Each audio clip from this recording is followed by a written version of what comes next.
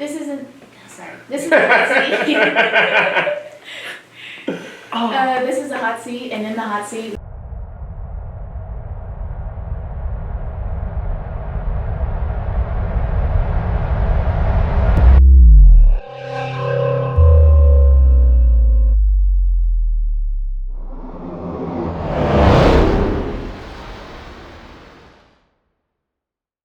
We have, if you can introduce yourself, please. Coach Williamson. Sorry, I keep wanting to look away from you, but. What do you do for our school? I'm the current chemistry teacher for the Monmouth Hands High School, but I'm also the boys junior high athletic coordinator. For which school? For Walker Junior High. One of the questions I have is, how did you get to this position in your life? Like, what education did you have? And so my education goes back from, well, I graduated from Kermit in high school. Always knew I wanted to be a coach. Always wanted to be around kids. My dad was oil field, mom stayed home. But when I graduated, I went to Hardin-Simmons University in Abilene. And I knew I wanted to continue to pursue, athletic stuff. So I had the opportunity to play football there, which was great, but I was there for an education. So I was originally going to try to do like composite science to teach everything. And then I think one of my professors told me like, hey, look, if you do this, you're gonna end up being in college for like 5-6 years, and I didn't want to do that.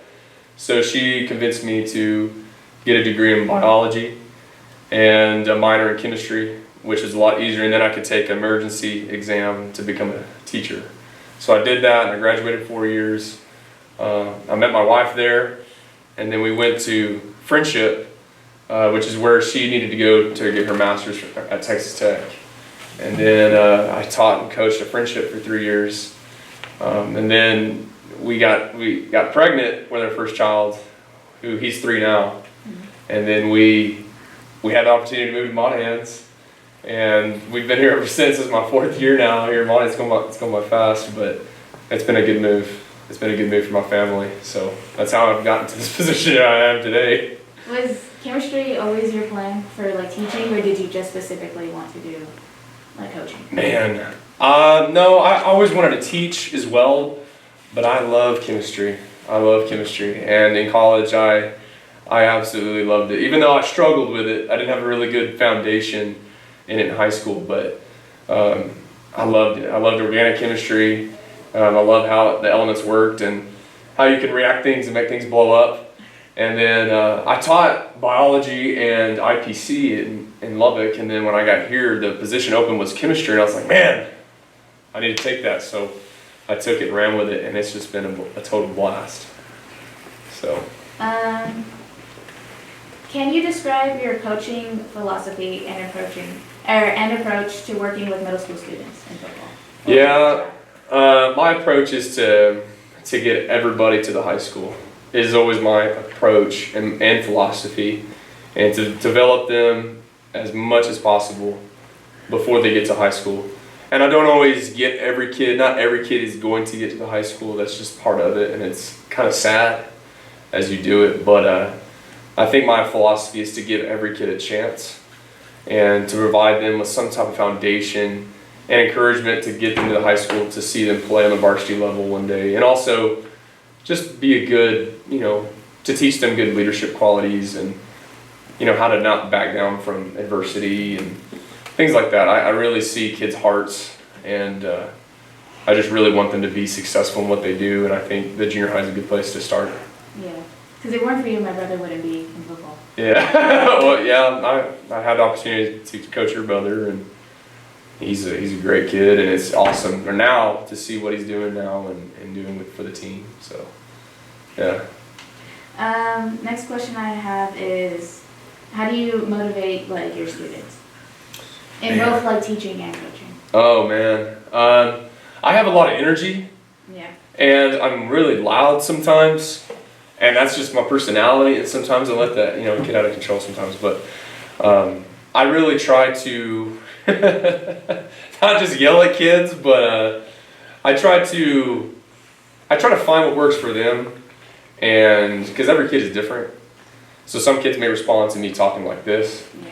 and some kids may respond with me like, hey, you need to get on the line, you know, or hey, you need to do this right, you know. So I think it's trying to find that what motivates each kid specifically, and because I used to think it was all the same, and every kid is different, and I think trying to find ways to get in their head mentally and get the best out of that kid. I have to ask myself, how am I going to get the best out of this kid, and how can I get him to reach his full potential? And I think it's tagging into what's inside of them and knowing their personality and stuff. So yeah, not always the best, not always perfect at that, because sometimes I think they are this and then they quickly respond like, no, I'm not like that. Oh, okay, and then I have to change, I have to adjust. Yeah. All the time, yeah. How do you handle individual differences? Well, that's a good question. So with like changing. Man, I think it's building relationships with the kids. I think it's understanding your kids. Like when you're in a locker room, I have the choice to sit down over there when I'm tired, which sometimes I do, and just monitor, or I could actively go in the locker room and just try to talk to maybe 2 or 3 kids a day, because there's a lot of kids at the junior high or high school. There's a lot of kids, and try to tap into, hey, how are you doing today? And you know, hey, what's been going on? And just trying to talk to that kid, and then you start to realize the different backgrounds where they come from, and then you handle those differences, and you try to take those differences and, like I talked about earlier, yank the most out of that kid. Like, okay, this kid's struggling with this, so I need to approach him with this idea. And then this kid's not struggling with this. He's got maybe a better, I don't know, maybe a more stable home life. I don't know how you would explain that. So I need to do this to get him to, you know, to handle this difference. And I think that's been a big part of our, you know, just success with getting kids to become motivated and to help them trust me. So hopefully that makes sense. It does. How do you incorporate practical experiments and hands-on activities? Oh, I love that. I love it. You know, science gives me the excuse to incorporate that. Science is a way, and that's part of the reason I love chemistry, is I get to get the equipment out, light things on fire, and I try to incorporate that, you know, not only through labs, but I try to get them to talk to each other. You know, this year we've kind of been doing discussion groups, which I don't know if we did that with you guys, but I've changed as a teacher, you know, as we all do. So. As we all do. Yeah, but I try to demonstrate for the kids is when I can, like, hey, this is fun. You know, this is not all about notes and taking stuff like that, but I try to incorporate that at least like once a week or once every 2 weeks. So, yeah. Right. What are your goals for your chemistry students? Man, I want to provide them a really good science foundation before they get to Miss Petit, which they have in physics. And I think I don't get much feedback after I leave, and I need to start asking more, but I want them to go into physics being a little bit more confident in what they can do, because it's a little tougher. She does math and more math, and it's more based upon nature and the laws of gravity and stuff like that. But I want to provide them a really good foundational science background. And even if those kids, I know not every kid's going to go to college, but I want them to look back and say, man, you know, Coach Williamson cared about us, but I learned a lot in there. I learned a lot about chemistry. And I mean, I've not remembered everything, but I want those students to look back and say, man, it kind of changed my perspective on how we, you know, see things, or just how science works in general. So. Yeah. I remember we played like Jeopardy in their class for like science stuff. Yeah. Yeah, those get very competitive sometimes, but those are fun times. How do you collaborate with other teachers or like coaches? Well, Mr. Williams, he's the other chemistry teacher, and we'll meet once a week. For the most part, in my room, we'll talk about where we're at on the curriculum and what we can do better. And then I'll ask Ms. Harris to come in my room, or just other teachers' opinions about things and how I could become a better teacher. because you're never going to be the perfect teacher. That's just how life is, or the perfect human. Like, it's impossible. But there's always these little things that you can do to ask people, even if it's a math teacher or Miss Petit, how do you do a review? How do you do this better? I think once a week talking to Mr. Williams or Miss Harris has helped me as a teacher and as a coach, asking other coaches like, Coach Coker, I can go to him about anything and just say, hey, I'm struggling with this, or, how do I get more kids to buy into this, or, even if it's defensive scheme,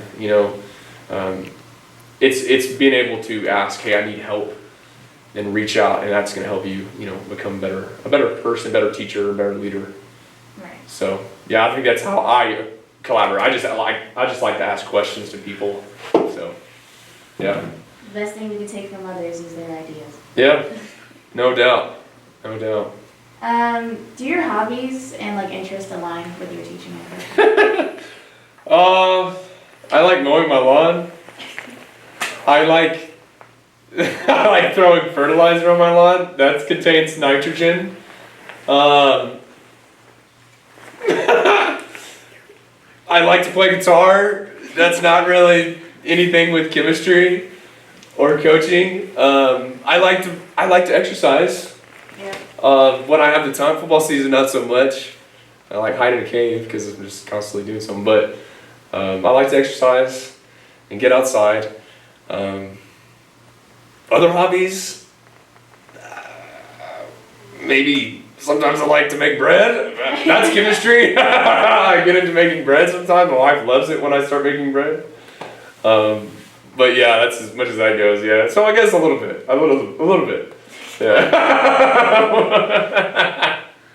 Very, very weird. Are there any exciting chemistry-related projects or experiments you have coming up? Oh, well, we just did one with I don't know if we did it with y'all, but we got the Bunsen burners out, and then we dipped the loop in the elements, and you put them with a fire. Oh yeah. And then they change colors, like the coolest thing ever. But coming up, we're talking about ions and things like that. I think we're going to try to produce electricity with the light bulb with salts. Like, you can dissolve salts and make electricity out of it. It's pretty cool. So that's really the next thing coming up we're going to do. That sounds cool. I remember when we changed the colors up. Remember everyone had their... Yes. Everyone was recording. They're like, this is so cool. Yes, it was awesome. Can you share any memorable or fun experiences from your time as a chemistry teacher or coaching? Oh, man. There was one time where I was dropping a piece of sodium metal in some water, and I was demonstrating how sodium reacts with water, because it's very unstable. And it was my first year here. And I should have done it in the fume hood, because you have glass protection and stuff like that. Well, I decided to do it right here. And I'm like, hey, y'all come over here. Let's take a look at this. This is going to be great. And they come over here, and I drop in a piece of metal in there.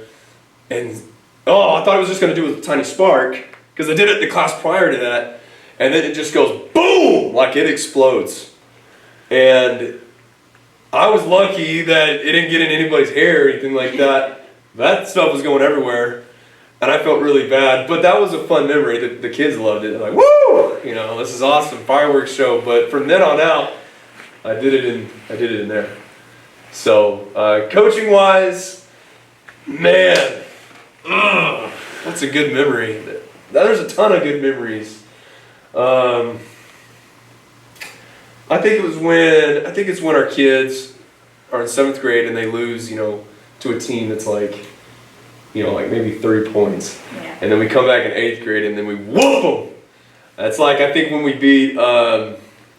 beat Greenwood last year with Vonnie's group. Well, and then we lost him the previous year 20, 30 points, and then the next year we beat him by 3. And those are good memories. But my best memory is just seeing the kids just get excited about that, and just how they're able to buy in to what we're doing. So, yeah. I think There's like two, or no, one more question then. Cool. What inspired you to become a coach? Oh man. I decided to become a coach because I love kids, and that's a sensitive part of me. I can be pretty emotional, but I decided to become a coach because of the coaches I had, and I had a really good junior high coach who was there for 20, 30 years in Kermit. He was there forever. And I took plenty of tail chewings from him. But it helped me understand, how to be a man, and who I am today, and just doing your best every day and what that can do for a kid, and because we don't truly understand sometimes what they go through, and I just want to be. I want to be a person that's there for them, being consistent, and someone who's going to hold them accountable every single day, but I'm also going to, love them, and I think I saw what that did for me and who I am, and I want to give it back to kids and my students. So that's just really the big reason why I became what I am, and sometimes it's really hard. Sometimes you're tempted to walk away from it just because the amount of hours you put into it, and sometimes you want to rip your hair out, especially when they don't listen or whatever, and they continue making mistakes or something. But at the end of the day, it's rewarding. The reward outdoes the present, and I think that's why I'm going to continue doing it and being in the world of education, because I can see the impact that it has on kids. Maybe we don't see that now, but I know 10 years from now, we're going to be able to see it, maybe 20 years from now, the impact that we made as coaches and just as a teacher. So that's why I got into it. Yeah. Well, that's a great note to end on. Yeah.